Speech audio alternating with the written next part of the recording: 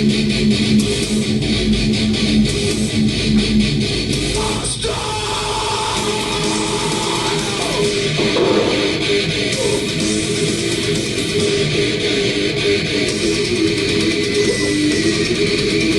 to another episode of Jacksonville Metal Militia. I'm your host, Stephen Van Terra, and with us, as always, today it's going to be Jose.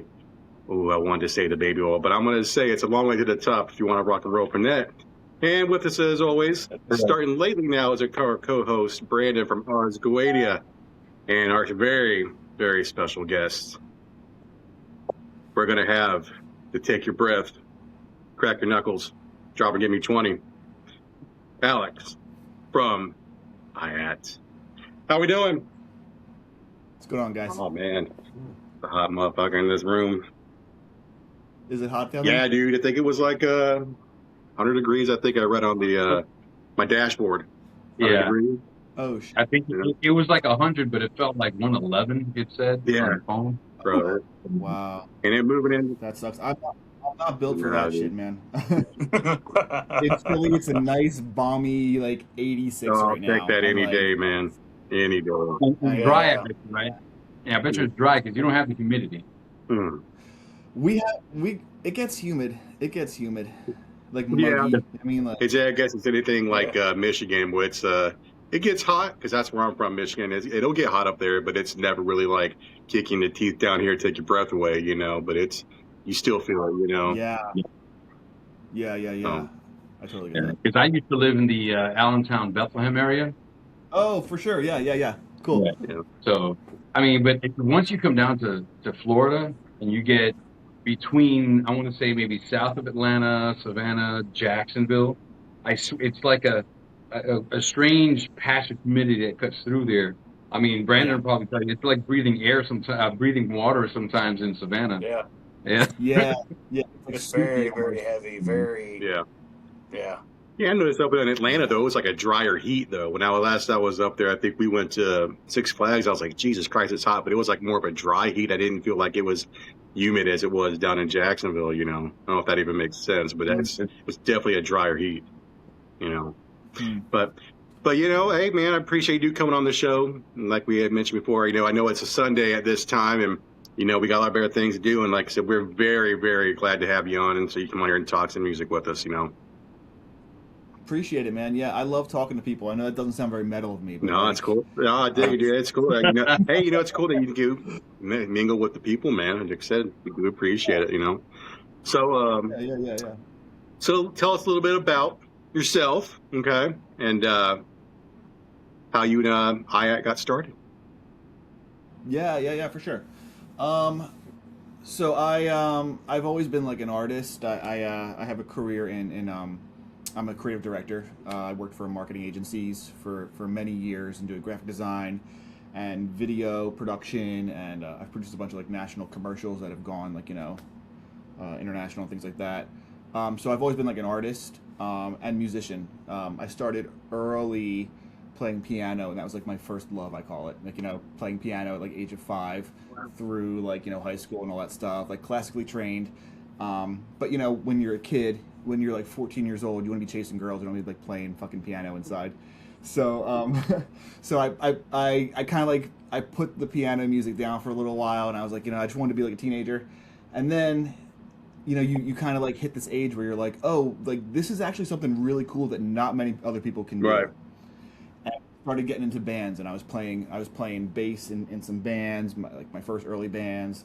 Picked up guitar, started playing guitar, and then played in a couple like metalcore bands and stuff, like just kind of like coming up and like getting your chops as one does. And then in 2008, I was in college, and I had answered a Craigslist post from a dude in Philly. I was going to school. I was going to UArts in Philly at the time, so I was living in the city.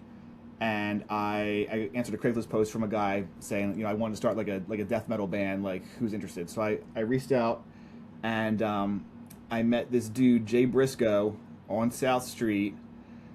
Sketched out of my fucking mind. I wound up bringing a box cutter with me just because I didn't know. It's fucking cool, dude. You never know what yeah. especially answering a Craigslist post. But we met up and we clicked right away. And Jay and I are the founding members of IATT. We've been together since 2008. We've had a couple lineup changes here and there, but for the most part, the core group of IATT has been together for like 16 years, and we've been producing music and kind of growing. And we just released our latest album back in May, and it's been the culmination of a couple years of like growth, like growing album after album after album, and we're doing some really really really cool things in my opinion right now. So that's kind of like your quick for sure, for sure. So let me ask you this, man. If there was let's just say there are people here that has never really checked you out. I went down the rabbit hole like on YouTube, like I do, man. And that's how I found you guys. And we listened to a lot of stuff. And if they haven't heard of you before, right? What would you say? What would they expect to hear from you guys? Like what's the one thing you can say you bring to the table, and you can tell these guys, hey, this is what we are, this is what we bring to the table, what to expect? For sure. That's always been a really hard question for us to answer because we are not your typical type of metal that you'd find in this general area. We have a very European sound that kind of distinguishes us from everyone else doing this very like American death metal style. We pride ourselves on being like, I guess you could say progressive black metal. Sure. If you had to like boil it down to soup can labels. But really, we try and find interesting ways to be storytellers, and that means incorporating Latin fusion, incorporating jazz, incorporating classical passages. There really is no like too far left for us at this point in the game. We're just interested in taking people on like a very interesting journey and something that you're not getting from 40 other bands down the block. Oh yeah, absolutely. So I guess that's kind of our best way to describe it. It's like progressive black metal, but like mixed with like Latin fusion, jazz, classical, folk. We kind of like throw everything in the kitchen sink into these like weird. Just curious, was that by design that you guys decided to sit down and do it that way, or was that organic and that's just the way it happened? Totally organic. I mean, working with these guys together, this core group since like 2010. It just kind of like rolled into that. We all have different influences. Like I said, like classically trained on piano, so like I love classical music. Not as a teenager, but like in my adult life, I kind of came to appreciate what I had known. Our other guitarist Joe, his dad was a huge like 70s prog rock head, so like he brought a lot of like prog like influences, like Rush and Yes and Gong and like things like that. Our drummer was huge into like animals as leaders and like kind of like more like techie kind of stuff, and there's just a whole amalgamation of like influences that we bring to the table, and it makes this new color, you know what I mean, so to speak. It's this amalgamation of things that kind of defines what our sound is now, which is really cool. So I noticed I want to talk about the new album. Okay, well, it's Third Realms of the Night, am I right? And so when I was checking it out and I was listening to it, the first song that comes on now is Drift Away. I kind of feel like when I was listening to that, it kind of feels like that sets the tone for the album. And I want to talk a little bit about that album in particular, if you don't mind. Like, is that album more of an authentic sound for who you guys are and what you guys bring to the table? It's the evolution of where we are, where we've kind of started and where we are at this point. We've kind of become more focused on like storytelling than just like trying to fit like what genre expectations are at this point. So we've leaned into this like very like heavy like concept driven. Our last 3 albums have been very very concept focused. Like here's a theme and a time period, and we're interested in taking people on a journey. And I think you picked up on like Drift Away setting the tone for the album. We strategically are writing albums now that have a flow. So listening to Drift Away, it does set the tone for what is to come later in the album. Because I was listening to it, I was like, I passed it along. It's like, hey guys, you gotta check this out, And I passed it along to Brandon too, and he was like, oh, this is killer, it's right up my alley, And I think another one I sent along was Ode to Souls. And I'm here to tell you that shit rips. It absolutely. That was like one of the things I've been like pushing along to couple of my buddies like, hey, listen to these guys and tell me what you think about that. And I was sitting at the job at my desk at the hospital, and I was like, hey, Keith, check this out, man. Tell me what you think about this. And I put that song in particular on, and he was, yeah, and then he was sitting there listening to it, and next you know, he kind of leaned back and his eyes kind of like, I was like, oh yeah, got him, dude. Yeah, he was hooked in right on that song, you know. So that was a very interesting project for us. So Oda Solid was a single that we had put out. We had spent a lot of time. We had spent close to 3 years crafting Etheric Realms of the Night. Yeah. And once we had done like the tracking process and things were like in kind of mixing and mastering phase, we wanted to challenge ourselves because we had spent so much time working on a single body of work. We said, let's do the exact opposite.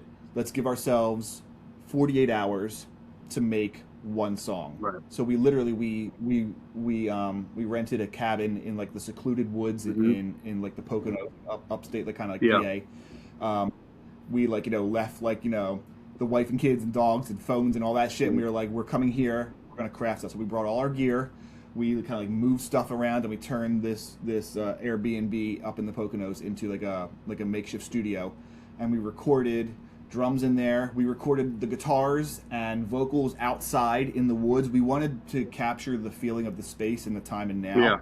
So we recorded that single. We wrote it and recorded it within like 48 hours that weekend. We went up there, wrote it, recorded the major parts of it, and then came back down, and that's what we got out of that song. It definitely kills. Really cool. It definitely kills. Like I said, when I was just going down a rabbit hole, and I found it, and I was like, let me check this out. And then I heard it, I was like, holy shit. You know, that completely brutal. You know, that was one of the first things. I was like, yeah, hell yeah, that's right up my alley. So that's my first experience with you guys. Yeah, man. So you would never guess in a million years that was written in a 48-hour time span. No. Again, no, it was an experiment to see if we could do the exact opposite of spending 3 years making an album. It's like, what can we get done in 48 hours? Can we craft like a killer like song? And I think the time frame of it lends to that like kind of raw atmospheric. Like again, like we recorded like field recordings of the woods as we were recording. So like there's like the wind and the trees and water baked into like the track itself, which is like that also says a lot about you guys as a group, right? Because you can't just put 4 guys in a cabin like, all right guys, let's think of something and write it, you know. Because I can tell you right now, Steve and I after 45 minutes probably would have been hammered watching like TV or cartoons or something, you know. Paul Brandon, see what he was doing, you know, like. I mean, chalk it up to our chemistry after, you know, baking that shit for how many years? Yeah, you know, the chemistry that we kind of built, you know. Yeah, and I know when we were talking about the album you guys just put out. Me and Jose were having a Mystery Science Theater moment, and we were sitting there on his big TV screen, you know, and watching your videos, and we were having an argument about something. And I know he wants to maybe settle this about it. Jose, you want to lead into it? Because I know. So I think for like the last one we watched was Walk Amongst Us. Okay, Walk Amongst Us. And we were trying to, as I decipher the video, right? Because I want to say I love the videos, right? All the videos that I've gotten a chance to watch, I love them all. But the argument we're having is, I believe 2 things, right? One, you guys use the same house in at least 3 or 4 of the videos I've watched, and it was the same actress in each one. Don't shake your head. Is that correct? I was like, that's a totally different girl. It's not a different girl. I kept telling Steve, it's the same woman. Well, I was like, yeah, for 3 of them, I was like, oh yeah, for sure, that's her. And then one of them came up, I was like, no, she's different. She's different. So do you know why that is? Because you used her in the movie. Because those music videos are pieces of the film. Okay. And I had to say, that was like, she has to be the actress in the movie. So as you broke up the chapters of the songs, you had to use the same person. I think you also used the same kids. And whoever did the label for those sleeping pill bottles, very well done. That looks like something you would actually. Was that you? Graphic designer. designer and marketing by trade, dude. Yeah. There you go. I was Nice, looking at the bottle. I was nice. like, I wonder if they use the same bottle multiple times. I'm like, no, they have to have at least 3 bottles because in one shot there was like 3 Only- empty bottles. I made 14 bottles. Yeah. Really? Wow. Yeah. So that's. I mean, we can get into this now. Yeah. Yeah, go for it. We crafted a feature length film to go along with this album. So the goal was we wanted people to experience the album from start to finish. It's a full length story. It's a journey that we want you to take, and to kind of like put the cap on it even further, we decided that we wanted to make a feature length film so you could listen to the album in its entirety, or you could watch this narrative story that is the full length album. So if you were to watch the film, you start off with Drift Away and you make your way through the entire album, to the ending of what there's. I think Hypnosis is the last track on the album. So yeah, you can watch it, and I'll tell you this: we did this all ourselves. We self-financed, we self-produced, we shot it. I did all the editing for it. We did the costumes and the fucking location scouting, and we hired the actors and a small team to help us make this happen. And we got digital distribution through Thunderflix. I don't know if you know what Thunderflix is. It's like yeah. So we're on Thunderflix, which is like a crazy. It's like crazy that like our film that we made for shoestring budget, kind of like putting things together ourselves. Mm-hmm. Like sitting there amongst like the Ozzy Osbourne documentary and like Behemoth stuff and like Creator, like all these bands that we idolized, getting into the game, and now we have a feature length film that sits right up there with them. So let me ask you ever thought about maybe seeing how you have that feature length film? You ever thought about when you're playing live, maybe like playing that in the background and like playing while you're playing it live? Have you ever thought about doing something like that? So I could tell you this, that we're gearing up to hit the road on tour mid-September, and that is absolutely what's happening. So we've got Nice. a live presence set up that we have we run DMX lighting, and we've got backing tracks and all that stuff to make it happen, while also we're gonna be showing elements of the film behind us while we're playing. That's for the tour coming up in September. Sure. I will say we are also working on doing a exclusive screenings of the film in its entirety, and like doing like an orchestra pit, so like live music orchestra version of watching the film. So we will play Nice. through while people watch. That is awesome. Yeah, dude, we're in this weird era of like shoot for the moon and just fucking like if I speak it into existence, we're gonna try and do Hell it. yeah. You know? Hell yeah. There's no to not, For sure. So when you, where about? What's it going to be? West Coast, and what's this tour going to look like? Where are you going to be at? And do you have any plans for come out to we're East Coast, Florida region, all that jazz? What's that going to be looking like? Yeah. So okay, I think this tour starts on September 18th. We're in Chicago first, and we're going to make our way through the Midwest and then down the entire West Coast. So Washington, California. Wrap around, do New Mexico and Arizona and all that stuff. It's 16 dates, I want to say, ending in Colorado. We did this time last year, around this time, we did make our way down to Florida. We were in Pensacola. Did I forget where the other spot was we did in Florida. We did 2 spots in Florida, one in like South Florida, Jensen Beach, I want to say. Yeah, that sounds fun. Yeah, so we did like Jensen Beach and like other parts of like the Midwest kind of like. Sure. Like we did Tennessee. Yeah. All. So we will be back in that area within the next year or so. We want to make our trip back around and kind of hit up some spots that we did last year. Yeah, because we'd like to see people come through Jacksonville, man. And I've stressed this a lot to a lot of artists that are out there now. It's like Jacksonville used to be very thriving. Coming up as a young lad myself back in the mid to late 90s, we used to get everybody, and for somewhere along the line, I think something happened to where we don't get the shows no more. And it's really weird. We get a lot of local bands down here that are pretty decent and pretty good, man. They just the scene down here is just not very good. It's dying and nobody comes here anymore. Because if I have to go to a show, truth be told, I'm going to Orlando. whenever Welcome to Rockville originated here in Jacksonville, they pumped that down to Daytona, so it's no longer here.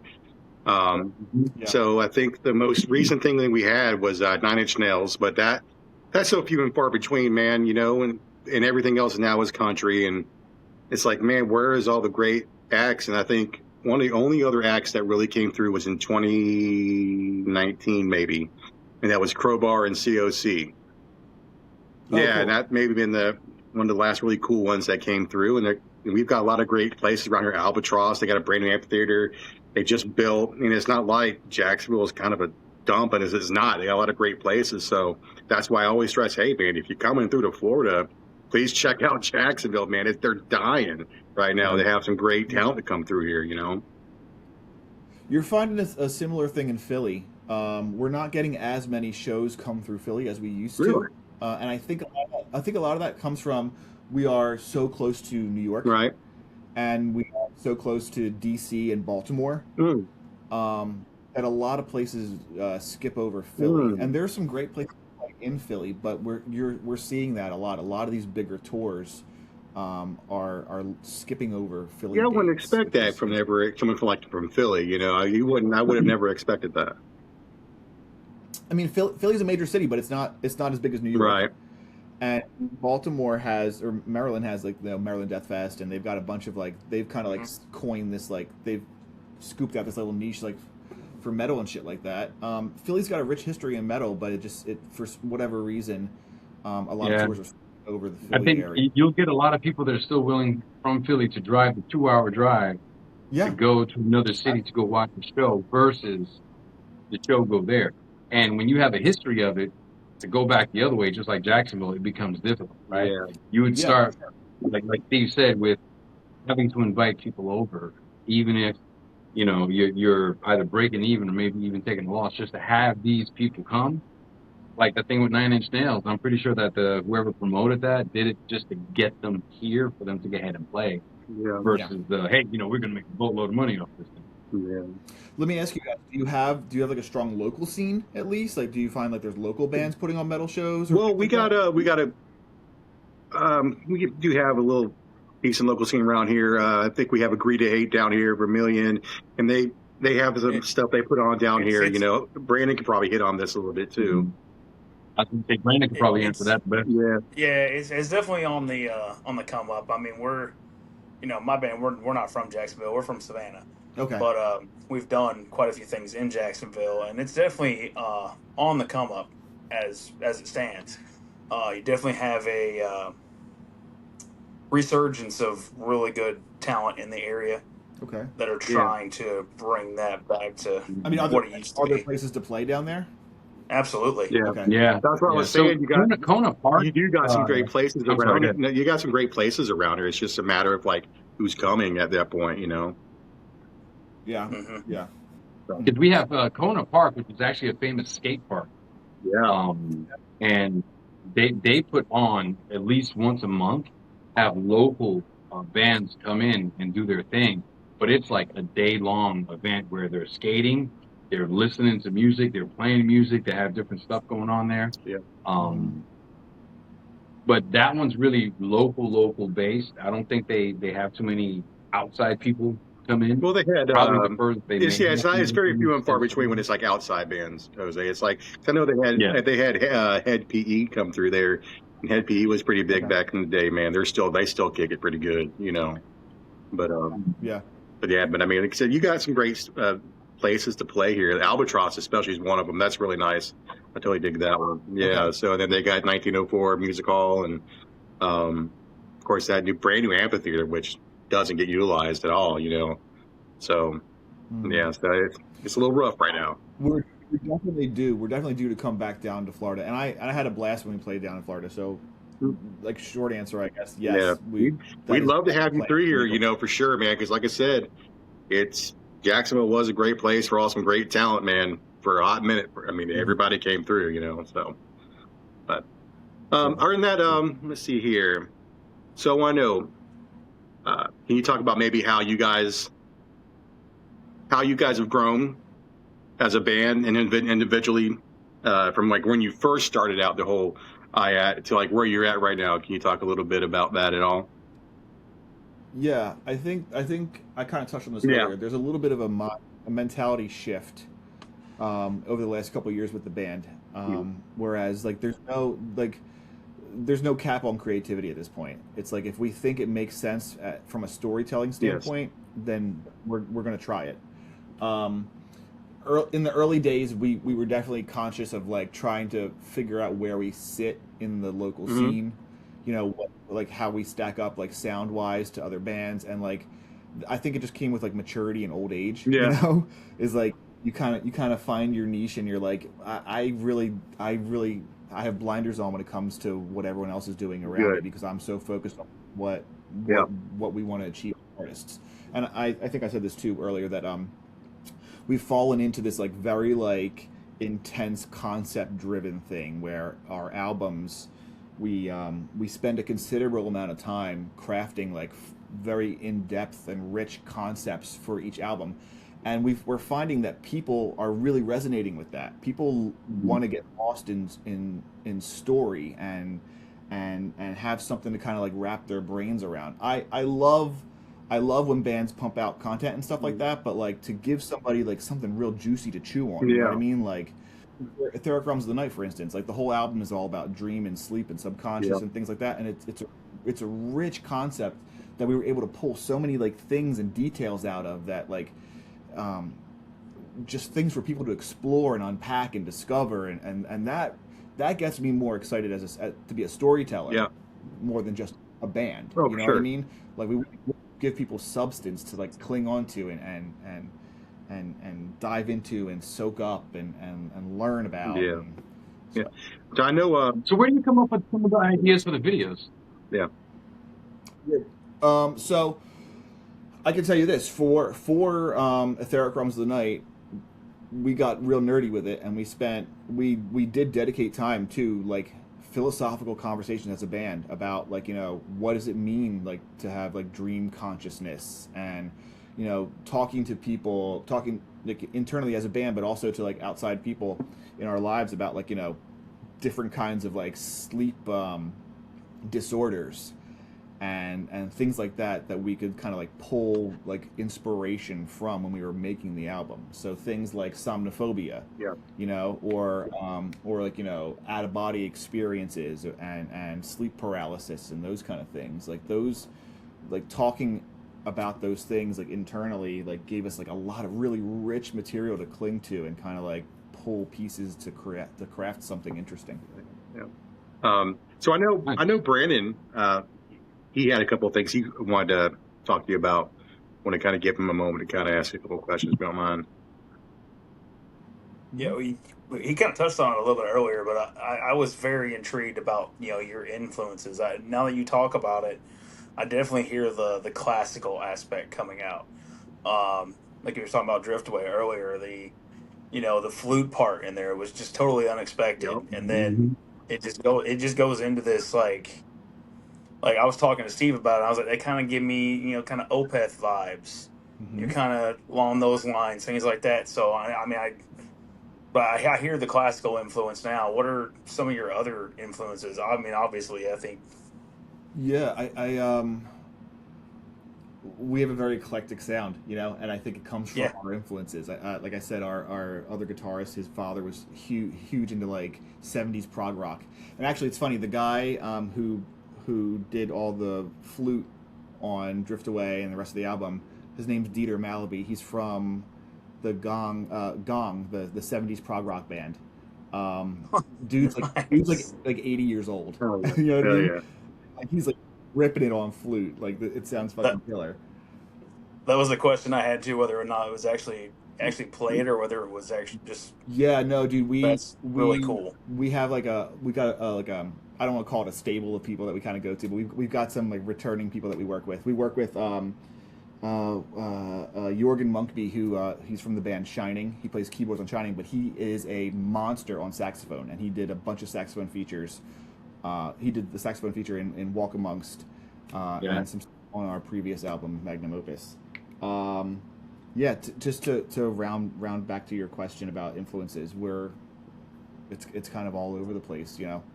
There's absolutely classical and folk, and as far as metal influences go, dude, like Opeth is right up there for us. We're big Opeth fans. Enslaved is another band that we really are into. I definitely hear that Scandinavian kind of Dissection and Emperor and Enslaved and even bands like Death. You know what I mean? Like like they have like proggy elements to them too. Like, 100%. Emperor's a big influence for me. Dissection is huge for us. So yeah, a lot of our main influences are European bands, and I think that just is the way we lean. You know what I mean? Like we have a very European sound to us. That's what. What you're doing is very, very different, and I'm here for it, man. I'm thoroughly enjoying it. Thanks, man. Absolutely. Thanks. So I know you mentioned European sound. You guys have toured overseas, correct? No. In fact, we've been flirting with it for a very long time. We just did our first little international excursion out to Canada about a month and a half ago, I want to say, around June-ish. We went out to Canada for a week. It was wild. It was wild. Canadians love European style kind of metal, and it was very eye-opening. I'll put it to you this way. So we spend all this time working on this album and crafting it and doing the videos for it, making the film for it. Like there's all this grind involved that like you kind of just like you keep your head down and you just like keep fucking moving, keep pushing, doing all that shit. And then every once in a while you like pick your head up for air and you get to look around you and you're like, holy fuck.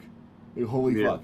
And one of those moments was in Canada. We played in Montreal and we played to a packed out room. There had to be like 400 people there. And people just like kept coming up to the merch table and they're like, thank you for coming finally. We've been following you guys for years. We love what you're doing. We drove 4 hours to come see you. We drove 6 hours to come see you. And it's like, wait, you guys have been tracking what we're doing? They're like, hell yeah. They're like, every stop in Canada was the same thing. Please come back. We've been waiting for you. Please come back. Please come back. So I mean, it was so reaffirming to all this hard work and all the grinding to kind of pick your head up and be like, oh shit, like it's working now. We are having conversations about what next year looks like, and Europe is in conversation. So it makes sense for us. Our label partner, Black Lion Records, they're based out of Sweden.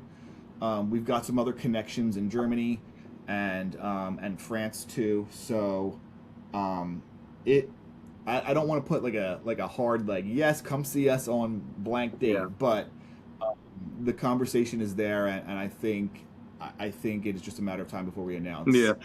Wink, wink. Wink, that's one of those. Make sure you keep your eye on the website for those dates. You know.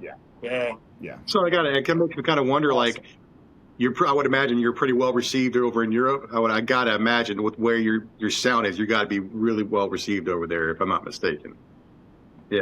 Yes. It's very funny because we don't get the same quality of love as we do in our home state in Philadelphia. It's funny because there's I love the Philly music scene. I really do. But there is absolutely a language barrier, so to speak, as far as like, you know, the European sound that we're bringing to the table versus the predominantly like slam, death metal-y kind of vibe that is the Philly scene right now.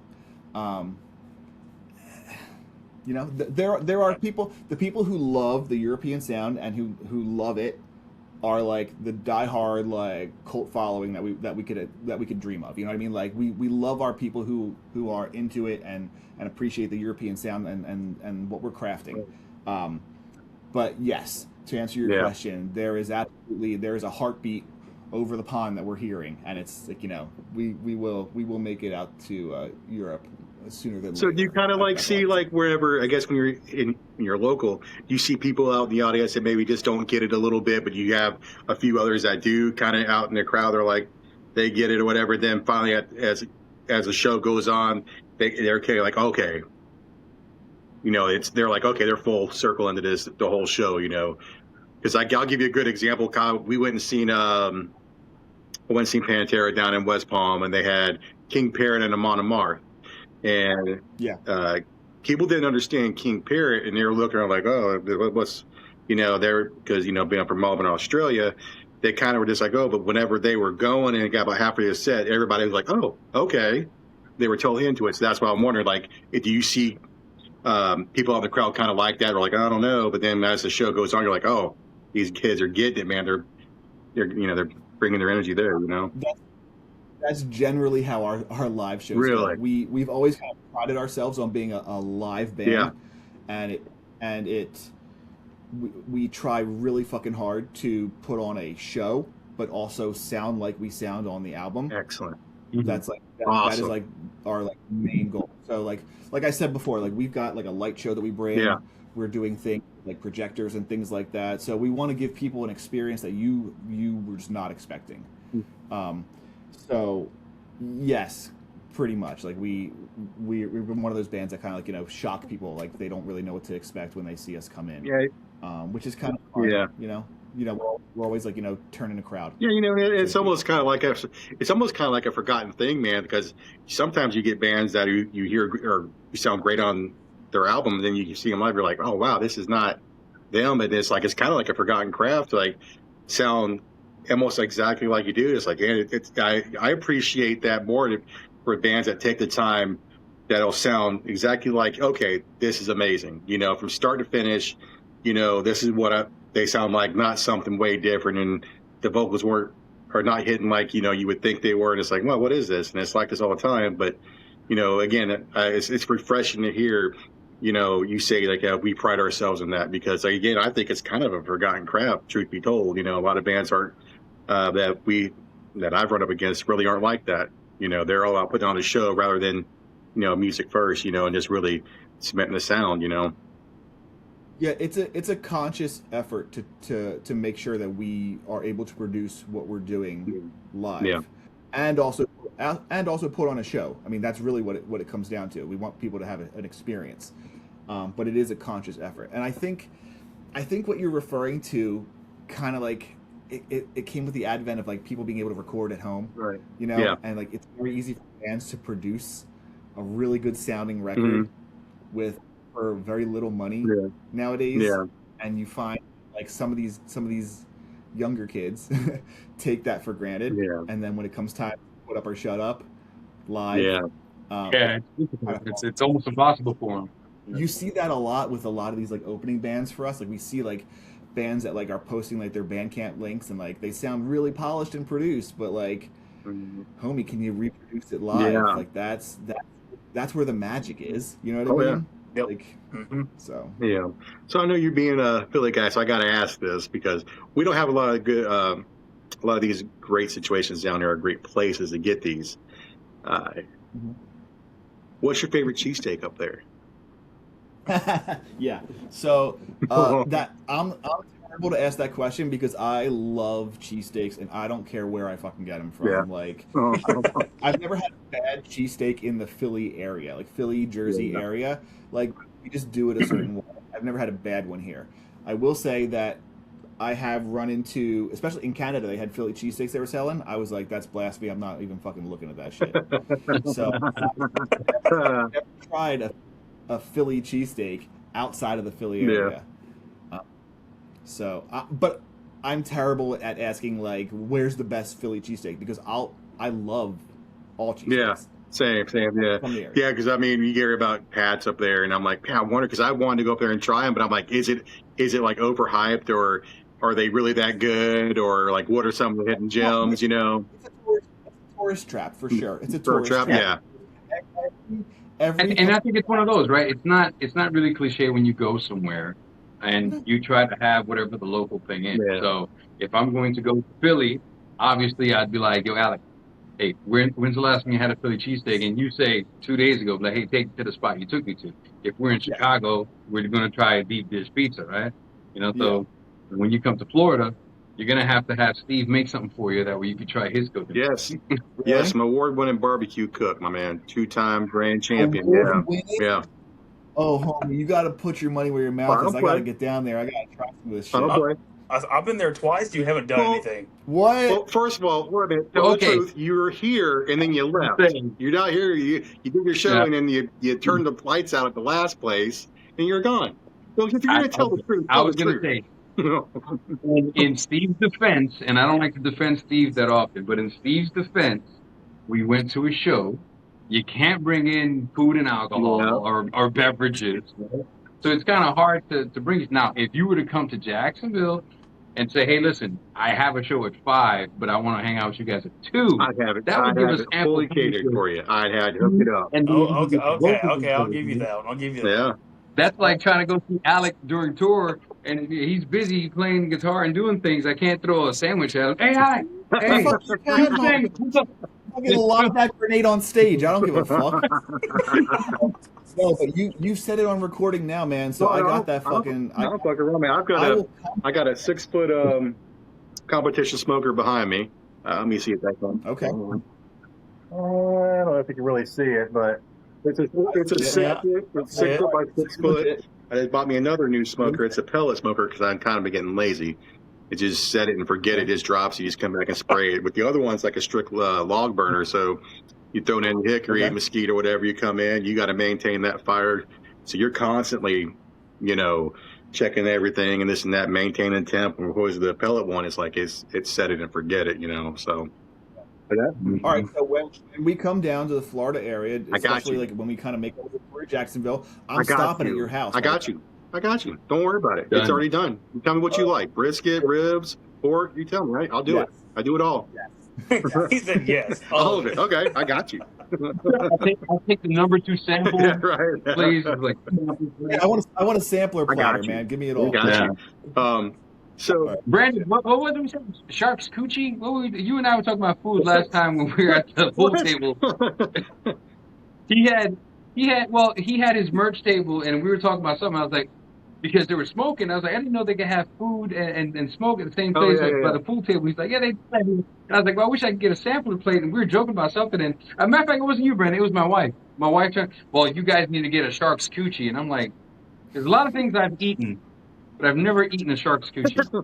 Charcuterie board. What? I think you straightened it out. It's like charcuterie. Charcuterie. Yeah, charcuterie. Oh, yeah. Charcuterie board. Yeah, that's so funny. So let me ask you this: being a fellow guitar player, I have I run my rig. And I always like to hear what your setup is. What's your setup like? What guitar you run? What's your guitar of choice? What do you run it through? Cool. So for the longest time, I was a classic. Give me the amp head and give me the cab, dude. I want all that shit. As I'm getting older, my back is getting fucking worse. lugging fucking cabs and all that shit. So I usually I run orange head and I got a Mesa cab, and that was my go-to for the longest time. However, recently, and I mean recently as in within the last 5 months, I've switched gears, and my road rig is now I have a Boss GT 1000. Mm-hmm. It's like the effects processor, and I love that, man. Everything was about condensing it and making it easy for travel. Sure. So now everything I have is on a pedal board. I don't got to fucking carry an amp head around it. I literally just walk in there with my pedal board. I plug it right from my power amp right into the back of the cab, and I'm good to go, dude. It's super easy setup. That being said, I'm a fucking amp guy, and I love a fucking good amp. So I got an orange. I was running a couple years ago. I had a PV. What was it? 3120. I want to say. Yeah. I was running a 3120 for a couple years. Nice. I love the head cab combo. Yeah. Dude, honestly, not a combo unit, but I mean I love a head on a nice fucking beefy stack. You know what I mean?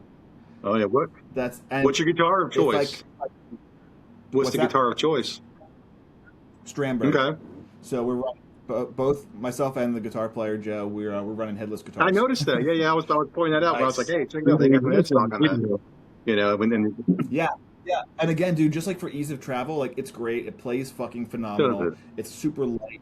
I was playing Chapman guitars for years. Yeah. and I like the Chapman guitars. They sound really great, and they're really cool, but heavy as fuck. Yeah.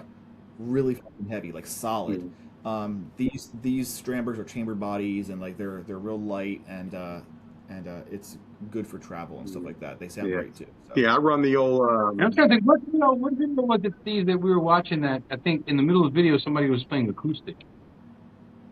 Oh, was that for Ode to Solace? Maybe. Yes. Maybe.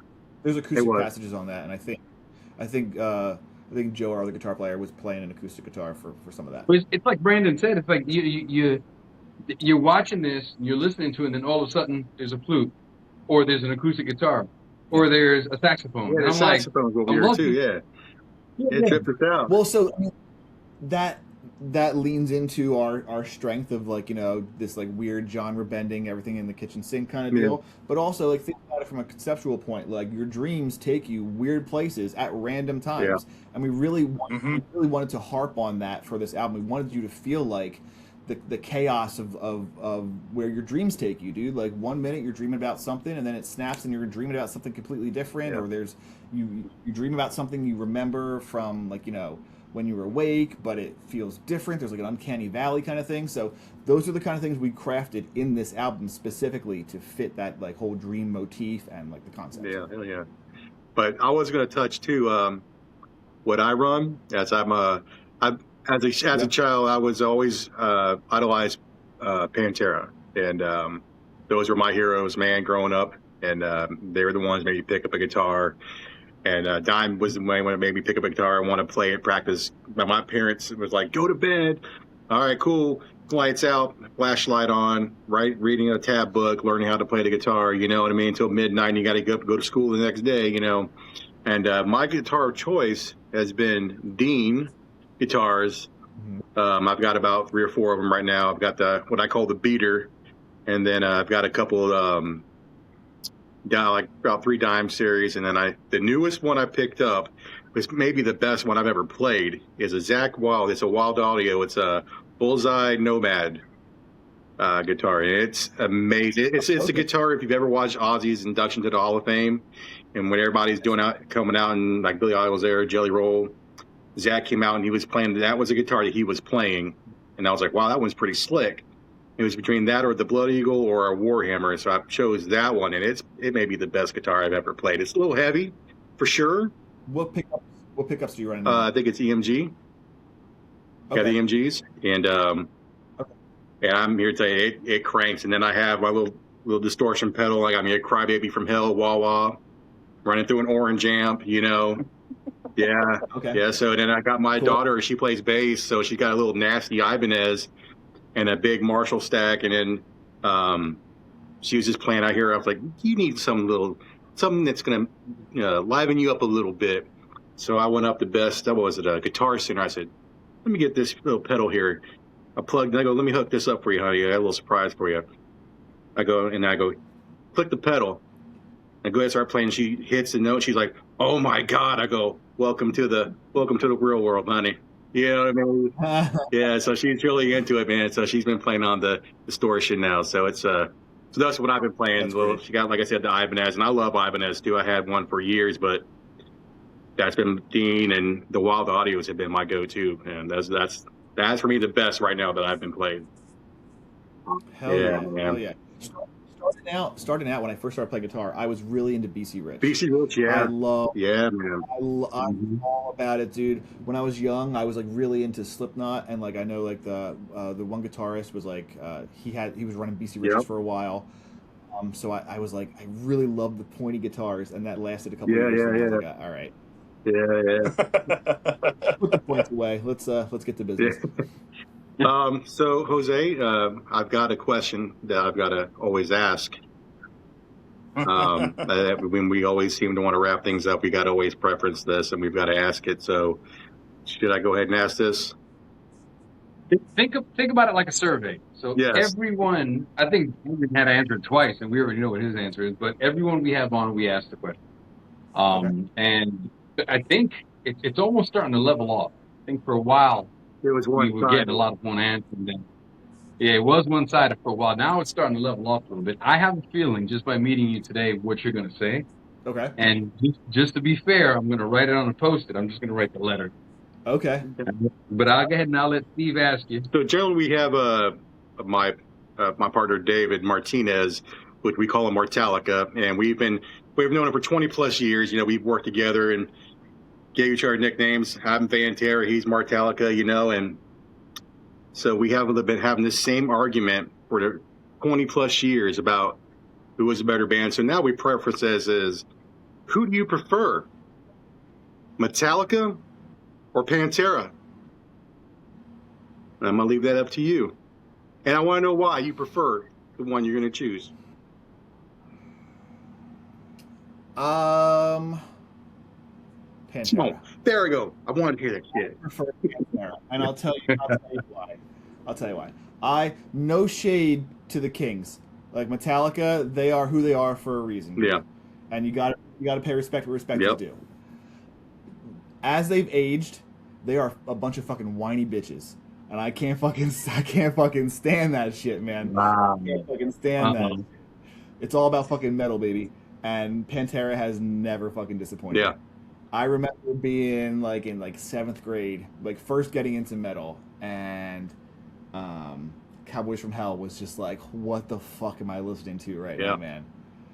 Like, I think while I have a soft spot for certain Metallica stuff, I think if it's like head to head, it's got to go Pantera. It's got to. Yep. It's got That's to. what I try to tell him. And I think one of the things I told Dave, I was like, look, there's nothing wrong with Metallica at all. I mean, I mean, whenever I grew up, I was coming up, man, it was like Injustice for All was a banger. That was the best thing going. And you got the Black Album. It was okay. And then you hear Cowboys from Hell. Then you hear Vulgar Display of Power. And that once the Vulgar hit, it was like they superseded Metallica, and they never looked back. And I even tell Dave, I said, you tell me one person in Metallica that's more talented than Dimebag. And I said, you know, I'll let you argue that with me. We'll go. There is no. And he's like, he couldn't do it. And I was like, so I tried to like, dude, I get the longevity Metallica has. I have my reason why I believe they have their longevity. You know, that's for another day. But they have their longevity, and you know, and but when Pantera was hot, I don't think really there was nobody that could really truly touch them. So that was the argument we always argue with each other for 20 plus years. So thank you for that answer. Let me say, they argue tooth and nail. Like, you have no idea. Okay, so I have two questions. Yeah. What is the general consensus of the rest of the team? Are we Metallica or Pantera? Pantera. Yeah. I go Metallica. Really? By the way, what shirt are you wearing? What shirt is that you have on? It's not like a metal shirt at all. It's a fucking like. I saw the M and I was like, wait a minute. No. But just to show you, okay, I don't know if you can see that. Put Pan for Pantera on there. Okay. Because I was just listening to you. I guess right away I said I know where this is going. Yeah. Here's the deal though. I don't know if that's like a fair fight. Pantera versus Metallica. I'm more interested in if it's Metallica versus Megadeth. Ooh. I go. I think that's a better square. That is. You know That is. The next Facebook poll for Jack's Metal Militia. We'll put it out there. That's a good question. And we'll say it's sponsored by Alec. So what's the consensus there? Is it Megadeth or Metallica? I love Megadeth, man. Megadeth. I'm a Megadeth guy. Probably Megadeth. Really? Yeah. You're switching teams, man. You're Team Megadeth on that. Yeah, 100%. Yeah. You know, I got it. And you know, I think Mustaine got a bad rap. I mean, he may have been angry about that, getting kicked out of Metallica, but that, when you look back on it, it was the best damn thing that ever happened to the guy, ever. 100%. And I get he's mad, but like, at what point do you realize, hey, dude, like, a lot of people prefer you over that, and you kind of surpass him in some things, in certain aspects, you know, because I can remember in the 90s, it was like, who wanted to be faster? And it was Megadeth, and Dave was always about we're faster than Metallica, this and that. And that was a big thing back then, you know. So I was always Team Megadeth for a hot minute, man. Don't you think some of that venom, some of that anger and venom is kind of like put them where they are in that stance? Like that's absolutely. Definitely. All the drama and all the stuff that they were talking about. Yeah. They never wavered. Their sound stayed the same through all Yes. these years. They never. They were always fast. They were always heavy. They were. When Metallica goes off doing their hard rock stuff, I mean, Megadeth was Oh just yeah, load blazing and through. reload and take a load or whatever it was, and you know, I finally got to see Metallica here recently down in Tampa, and one thing I say when I came out of it, I wished I had seen them sooner. I really wish I had seen them so much sooner.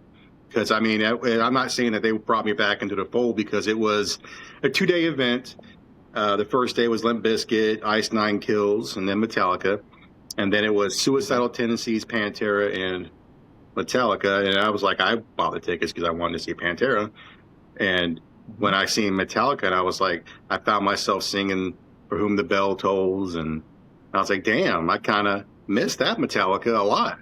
It's kind of weird. How was their live show? Do they put on a show? Yeah, it was pretty. It was pretty damn good. I gotta admit, it was really good. It was in Raymond James Stadium. I mean, I feel like it kind of took away from. I'm more of a more intimate kind of a situation, like maybe a smaller venue, like they call like our Coliseum here or the amphitheater. But overall, the show was great. It was absolutely phenomenal. Okay. Yeah, it was great.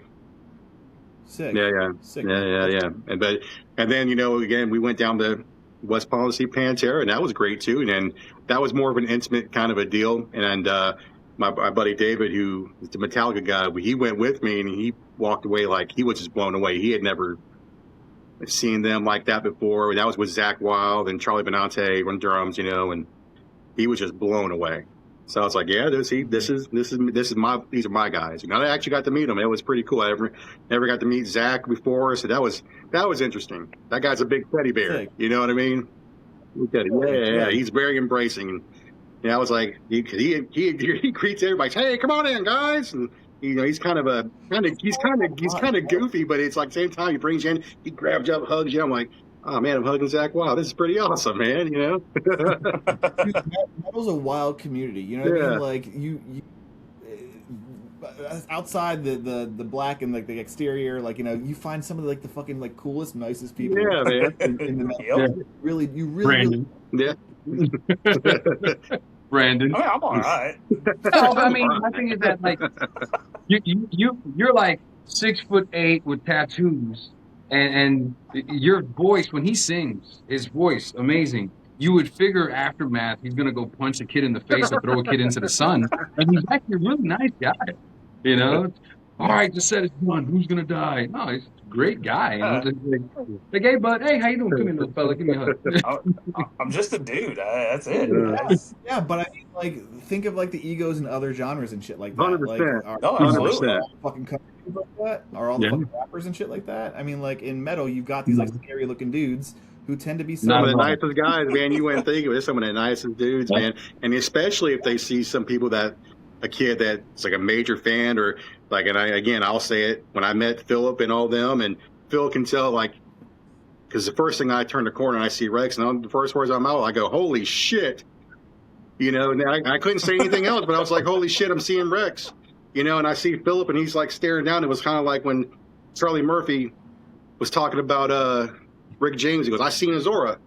Literally seen his aura. And he made him, and Philip was so nice. He was like, and the only words I could get out was like, man, the 12-year-old inside of me is freaking out. He goes, all right, you 12-year-old, come here. And he gave me a big one. I'm like, oh, man, he got it. So it's pretty cool that a lot of people are super chill, man, in the metal community, Yeah.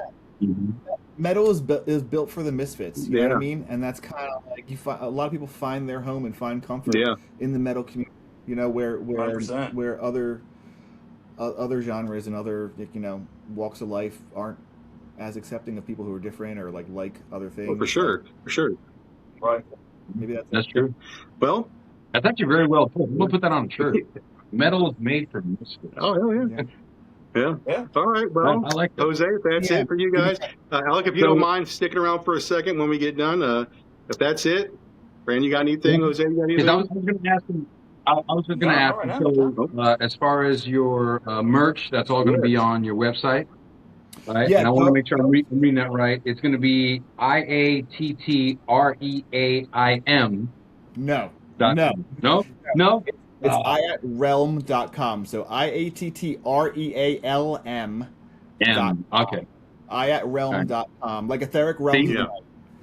That's Yep. why I asked for Gotcha. confirmation, because I can get that right. And then the good thing is that in post, I'll just delete my mistakes. So, Appreciate you for it. so Yeah. the 18th, Chicago, Livewire Lounge. Then you're in Iowa City, Alley Cats. And then after that, you guys are all over. You guys are going to be jumping from Indiana to Oregon to Washington, back to Oregon. You're going to be in Reno, Nevada. Then you're going to jump over to California, 3 different places. Then you go to Arizona. Then you finally finish everything off in Denver, Colorado. And then after it looks like October, you're going to be over at Steve's house to eat a Boston butt and some sort of. Are you making beans with that or rice? What are we doing? Because Alex says he can eat. I'll make whatever. I can do it all. We'll do a big ass brisket. Chop some of that brisket up, put it in the beans.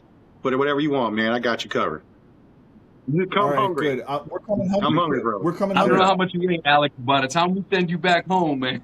I'm gonna have to bring some bigger pants with me, I guess. We'll see what happens. Oh yeah, yeah, my man. I'm telling you.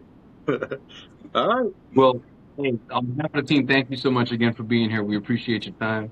Guys, this was a And blast. if you don't mind hanging out for another second, Steve, you want to do this on the second recording, or you just want to do it here and I'll just edit it? I do it on the second. We can do it on here. No, and I'll we edit can do it on the second. I know he's We can do it on the second recording. It'll only take a couple of seconds. I want to ask a question first. So cool. So all right, everybody. Yeah, cool. Make sure you tell somebody you love them, and as always, keep it metal. Keep it.